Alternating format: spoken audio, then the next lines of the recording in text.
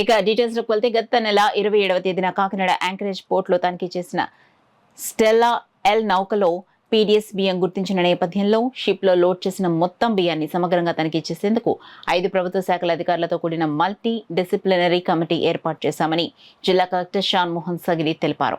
మంగళవారం జిల్లా కలెక్టర్ షాన్ మోహన్ సగిలి కలెక్టరేట్లోని తన ఛాంబర్లో జిల్లా పోలీసు సూపరింటెండెంట్ విక్రాంత్ పాటిల్తో కలిసి మీడియాతో మాట్లాడారు. పీడీఎస్ బియ్యం అక్రమ తరలింపు, రీసైక్లింగ్ నిరోధకానికి చేపట్టిన కార్యాచరణలను మీడియాకు వివరించారు. లాస్ట్ 4-5 డేస్లో ఆ ఇష్యూ రేజ్ అయినప్పటి నుంచి మనం ఒక 100 టన్స్ ఎవ్రీ మంత్ పంపిస్తాం. ఫర్ ఎగ్జాంపుల్ పంపిస్తాం అనుకోండి, 100 టన్స్లో రకరకాల రైస్ ఉంటుంది. It's only not white rice, అంటే రా రైసే కాదు, బ్రోకెన్ ఉంది, తర్వాత దాంట్లో పార్బాయిల్డ్ ఉంది. 100% పీడిఎస్ రైస్ ఒకవేళ మనకి పోతుంది అనుకున్నా పక్కన పెట్టినా there is sufficient stock which port can transport so that మన వాళ్ళకందరికీ ఉద్యోగాలు తర్వాత అవన్నీ ఇబ్బంది లేకుండా చేయగలిగేంత స్టాక్ ఉంది మనకి. ఇప్పటికీ పార్బాయిల్డ్ రైస్ ఇవంతా మనం ఎంతైనా మనం ట్రాన్స్పోర్ట్ చేయగలిగే అవకాశం ఉంది, డిమాండ్ ఉంది బయట. సో పీడిఎస్ రైస్ తీసేసిన మాత్రాన వాళ్ళకి ఉద్యోగాలు పోతాయనేది కాదండి. నేను చూశాను క్వాంటిటీస్ కూడా, that is sufficient quantity. I'm waiting for the government orders చూస్తున్నాను.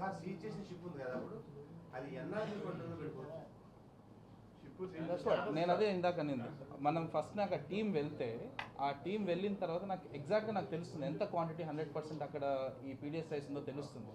దాన్ని బట్టి మనం ఆ షిప్ని మనం ఎన్ని రోజులు మనం సీజ్ చేసుకోతే మనం మొత్తం స్టాక్ మనం ఎన్నికి తీసుకోగలము అనేది నేను వర్కౌట్ చేసుకోవాలి. ఫస్ట్ స్టాక్ తెలియాలి కదా, తెలియకుండా మనం షిప్ని మనం సీజ్ చేసి మనం ఎన్ని రోజులు మన దగ్గర పెట్టగలమని నేను చెప్పలేను. I want to do that search tomorrow and then I will be able to నేను ప్లాన్ చేస్తాను. Good point, I will clarify.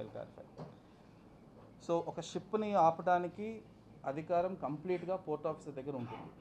So ఒక షిప్లో ఉన్న గూడ్స్ మనం ఆ స్టేట్ యొక్క లాస్ బట్టి దాన్ని మనం ట్రాన్స్పోర్ట్ చేయకూడదు అనుకుంటే దాన్ని ఆపగలిగే రైట్, దానికి ఆపగలిగే అధికారం 100% మన పోర్ట్ ఆఫీసర్ దగ్గర ఉంటుంది. సో నేను చూశాను వార్తల్లో కూడా మనకు అధికారం లేదన్నట్లు ఇలాగా కొన్ని ఇష్యూస్లో మాత్రమే మనం హైకోర్టు అడ్మిరాలిటీ వైపు నుంచి కంప్లీట్గా షిప్ని సీజ్ చేసుకోవడం జరుగుతుంది. బట్ నేను షిప్లో ఉన్న గూడ్స్ అంటే షిప్లో ఉన్న స్టాక్ని దించడానికి కానీ షిప్లో ఉన్న స్టాక్ని సీజ్ చేయడానికి నేను హైకోర్టు వరకు వెళ్ళాల్సిన అవసరం లేదు. బట్ కంప్లీట్ షిప్ని మనం మన దగ్గర పెట్టేసుకోవాలి, సీజ్ చేయాలంటే హైకోర్టుకి వెళ్ళాల్సి రావచ్చు. రేపు మన టీం వెళ్ళిన తర్వాత దాన్ని వెరిఫై చేసుకున్న తర్వాత స్టాక్ ఎంత ఉంది, ఆ స్టాక్ని మనం సీజ్ చేసుకోగలం దాన్ని తెలిసిన తర్వాత షిప్ని ఆపాల్సి వస్తుందా లేకపోతే స్టాక్ మనం సీజ్ చేసుకోవాలనే డెసిషన్ రేపు తీసుకోవడం జరుగుతుంది.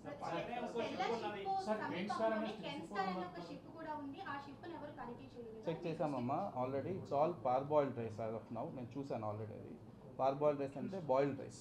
సో బాయిల్డ్ రైస్లో మనకు పీడిఎస్ రైస్ ఉండే అవకాశం ఉండదు. So as of now that కెన్స్టార్ షిప్కి సంబంధించి ఆల్రెడీ నిన్న నాకు ఇన్ఫర్మేషన్ వచ్చింది, నేను వెరిఫై కూడా చేసుకున్నాను.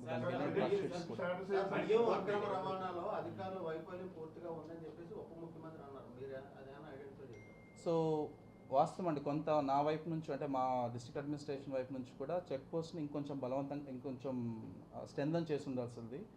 కొంచెం తప్పు అంచనా వేసి ఉండొచ్చు, లేకపోతే ఒక పాయింట్ ఆఫ్ టైంలో మనం ఆ పోర్ట్ ఆపరేషన్స్ అఫెక్ట్ అవ్వకూడదన్న థాట్లో కొంత మనం రిలాక్స్ అయినమాట వాస్తవం. సో దానికి మనం ఈరోజు వీ హ్యావ్ సీన్ ఎంత వాల్యూ ఆఫ్ స్టాక్ మన దేశం వెళ్ళిపోతుంది. సో అందుకని సంబంధించి again with full commitment we are again strengthening the check post